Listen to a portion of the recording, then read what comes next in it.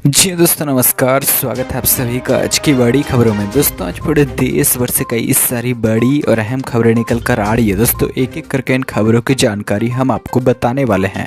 दोस्तों उससे पहले आप सभी को बता दें, अगर अभी तक आपने इस चैनल को सब्सक्राइब नहीं किया है तो चैनल को सब्सक्राइब करें, साथ में दोस्तों बेल आइकन को जरूर दबाएं। तो चलो दोस्तों पहले अपडेट की बात करते हैं। महंगाई से बड़ी राहत, यहाँ 29 रुपये 50 पैसे प्रति किलो मिलेगा आटा। 6 फरवरी से शुरू होगी बिक्री। जी हाँ दोस्तों, उच्च कीमत पर आटा खरीदने वाले ग्राहकों के लिए सरकार ने बड़ी राहत दी है। सरकार सस्ते आटे की सप्लाई जल्द शुरू करने जा रही है। ग्राहक 29 रुपये 50 पैसे प्रति किलो कीमत पर आटा ओपन मार्केट सेल स्कीम के तहत खरीद सकते हैं। सरकार इसे भारत आटा के नाम से बेचेगी। दोस्तों आपको बता दें 6 फरवरी से इसकी बिक्री शुरू होगी। उपभोक्ता मामले के मंत्रालय की ओर से एक बयान में कहा गया है कि सरकारी आउटलेट्स से 29 रुपये 50 पैसे प्रति किलोग्राम में आटा खरीदा जा सकता है। बयान में जानकारी दी गई है कि national agricultural cooperative marketing federation of India और national foundation for credit counselling 6 फरवरी से इसकी बिक्री शुरू करेंगे। दोस्तों आपको बता दें कि देश में अभी आटे की कीमत 38 रुपये प्रति किलोग्राम से भी ज़्यादा है। ऐसे में सरकार की ये स्कीम लोगों को सस्ती दर पर आटा उपलब्ध कराएगी। खाद्य और सार्वजनिक वितरण विभाग के सचिव संजीव चोपड़ा ने एक बैठक में ओपन मार्केट सेल स्कीम की समीक्षा की है। दोस्तों आपको बता दें बैठक में फैसला लिया गया है कि भारतीय खाद्य निगम डिपो से केंद्रीय भंडार NAFED और NCCF संस्थान 3 LMT तक गेहूं उठाएंगे। इसके बाद गेहूं को आटा में बदलने के बाद कई खुदरा दुकानों और सरकारी आउटलेट के माध्यम से ग्राहकों तक 29 रुपये 50 पैसे प्रति किलो के हिसाब से दिया जाएगा। तो चलो दोस्तों अगले अपडेट की बात करते हैं। जान लीजिए वो गलतियां जिनके कारण अटक सकती है 13वीं किस्त। आवेदन के समय किसान भूलकर भी ना करें ये गलती। जी हाँ दोस्तों, देश में चलने वाली कई तरह की योजनाओं का लाभ एक बड़ा तबका ले रहा है। इनमें मुफ्त व सस्ता राशन जैसी योजनाओं से लेकर बीमा और पेंशन जैसी कई लाभकारी और कल्याणकारी योजनाएं शामिल हैं। राज्य सरकारें हों या फिर केंद्र सरकार, ये दोनों ही अपने अपने स्तर पर कई तरह की योजनाओं का संचालन करते हैं। जैसे किसानों के लिए प्रधानमंत्री किसान सम्मान निधि योजना को ही देख लीजिए, जिसको केंद्र सरकार द्वारा चलाया जाता है। दोस्तों आपको बता दें इस योजना के अंतर्गत हर 4 महीने में किसानों को 2000 रुपये देने का प्रावधान है, यानी सालाना 6000 रुपये किसानों को डायरेक्ट दिया जाता है। दोस्तों आप सभी को बता दें अब इस योजना से जुड़ा हुआ सबसे बड़ा अपडेट निकल कर आ रहा है। दोस्तों आपको बता दें कि 13वीं किस्त किसानों को मिलने वाली है, लेकिन शायद आप ये नहीं जानते होंगे कि कुछ गलतियां हैं जिनके कारण किसान किस्त के लाभ से वंचित भी रह सकते हैं। मौजूदा समय में लगभग हर एक काम से आधार को जोड़ा गया है। ऐसे में PM किसान योजना में भी आधार कार्ड नंबर देना पड़ता है। ऐसे में आपको ध्यान रखना है कि आधार कार्ड नंबर गलत ना भरें, वरना आपको दिक्कत हो सकती है। इसके अलावा जब किसान इस योजना में आवेदन करते हैं तो फॉर्म में अपना नाम भरना होता है। ऐसे में यहाँ ध्यान देना ये है कि अपने नाम को हिंदी में ना लिखें, क्योंकि अगर आप ऐसा करते हैं तो आप किस्त के वंचित रह सकते हैं। आपको अपने नाम को हिंदी नहीं बल्कि अंग्रेजी में लिखना है। वहीं इस बात का भी विशेष ध्यान रखें कि अपने घर का पता बिल्कुल सही भरें, इसे गलत ना भरें। इसके लिए आप अपने आधार कार्ड या बाकी दस्तावेजों से पते को देखकर ही भर सकते हैं। वहीं ध्यान दें कि PM किसान योजना में आवेदन करते समय अपने नाम की स्पेलिंग गलत ना करें। यहाँ पर देख लें कि आधार कार्ड में जो स्पेलिंग है वो आप भर सकते हैं, या बाकी दस्तावेजों में भी नाम की स्पेलिंग को चेक कर सकते हैं।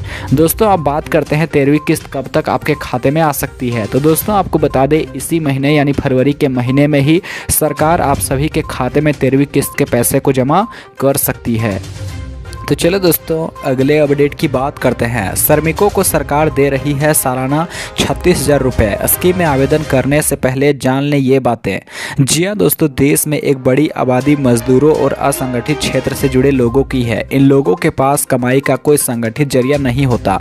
इन्हें अपनी आजीविका के लिए दिहाड़ी मजदूरी पर निर्भर होना पड़ता है। इस कारण समय समय पर इन लोगों को मौसमी बेरोजगारी भी काफ़ी परेशान करती है। खैर अपने शुरुआती जीवन में जैसे तैसे कर करके ये लोग अपना जीवन गुजर बसर कर लेते हैं। वहीं उम्र के एक पड़ाव पर इन लोगों के लिए श्रम करना काफ़ी मुश्किल काम हो जाता है। इसी को देखते हुए भारत सरकार एक बेहद ही शानदार स्कीम का संचालन कर रही है। दोस्तों आपको बता दें, इस स्कीम का नाम प्रधानमंत्री श्रम योगी मानधन योजना है। इस स्कीम को खास तौर पर असंगठित क्षेत्र से जुड़े लोगों के भविष्य को आर्थिक रूप से सुरक्षित करने के लिए किया गया है। दोस्तों आपको बता दें, प्रधानमंत्री श्रम योगी मानधन योजना में असंगठित क्षेत्र से जुड़ा कोई भी श्रमिक 55 रुपये निवेश करके 60 की उम्र के बाद हर महीने 3000 रुपये यानी सालाना 36,000 रुपये की पेंशन का लाभ उठा सकता है। भारत सरकार की इस स्कीम में 18 से 40 साल के बीच के श्रमिक ही निवेश कर सकते हैं। इस स्कीम को खासतौर पर असंगठित क्षेत्र से जुड़े लोगों के लिए शुरू किया गया है। ऐसे में इसका लाभ EFPO या ESIC के सदस्य नहीं उठा सकते। स्कीम के अंतर्गत अगर आवेदनकर्ता की आय 15,000 रुपये या इससे ज़्यादा है, इस स्थिति में वह इस स्कीम का लाभ नहीं उठा सकता है। अगर आवेदनकर्ता की मृत्यु हो जाती है, इस स्थिति में उसके द्वारा तय किए गए नॉमिनी को पेंशन की 50% राशि प्रदान की जाएगी। दोस्तों आपको बता दें, इस स्कीम का लाभ लेने के लिए आपके पास किसी प्रकार की शैक्षणिक योग्यता की जरूरत नहीं है।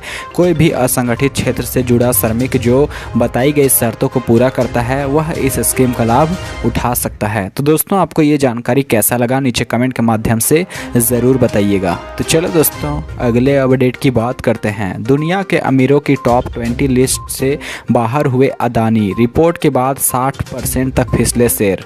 जी हाँ दोस्तों, हिंडनबर्ग की रिपोर्ट सार्वजनिक होने के बाद से अब तक दिग्गज उद्योगपति गौतम अडानी की नेटवर्थ को बड़ा झटका लगा है। जहां कुछ समय पहले तक वे दुनिया के अमीरों की लिस्ट में तीसरे नंबर पर काबिज थे, अब वे टॉप 20 में भी नहीं हैं। दोस्तों आपको बता दें, ब्लूमबर्ग की बिलियनियर इंडेक्स के अनुसार गौतम अडानी टॉप 20 अमीरों की लिस्ट से बाहर होकर फिलहाल 22वें नंबर पर पहुंच गए हैं। गौतम अडानी को एक ही दिन में करीब 10 अरब डॉलर का नुकसान हुआ है। वहीं दूसरी ओर फेसबुक के संस्थापक जुकरबर्ग की संपत्ति में 12.5 अरब डॉलर का इजाफा हुआ है और वे दुनिया के अमीरों की लिस्ट में 13वें स्थान पर पहुंच गए हैं। दोस्तों आपको बता दें, सितंबर में अडानी की नेटवर्थ 155.7 अरब डॉलर थी। सोमवार को नेटवर्थ 92.7 अरब डॉलर रही। दिसंबर तक दुनिया में शीर्ष अमीरों में केवल अडानी ऐसे अमीर थे जिनकी संपत्ति में उस साल उछाल आया था। अडानी अब दुनिया के अमीरों में 22वें नंबर पर खिसक गए हैं। दोस्तों आपको बता दें कि 25 जनवरी को हिंडनबर्ग ने अडानी ग्रुप के संबंध में 32,000 शब्दों की एक रिपोर्ट जारी किया है। रिपोर्ट के निष्कर्ष में 88 प्रश्नों को शामिल किया है। रिपोर्ट में दावा किया गया है कि यह समूह दशकों से शेयरों के हेरफेर और अकाउंट की धोखाधड़ी में शामिल है। रिपोर्ट में कहा गया है कि 3 साल में शेयरों की कीमतें बढ़ने से अडानी समूह के संस्थापक गौतम अडानी की संपत्ति 1 अरब डॉलर बढ़कर 120 अरब डॉलर हो गई है। इस दौरान समूह की 7 कंपनियों के शेयर औसत 819% बढ़े हैं।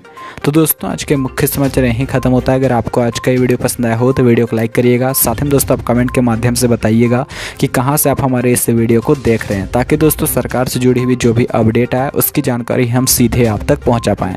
इस वीडियो को देखने के लिए आप सभी का बहुत बहुत धन्यवाद। आपका दिन शुभ हो।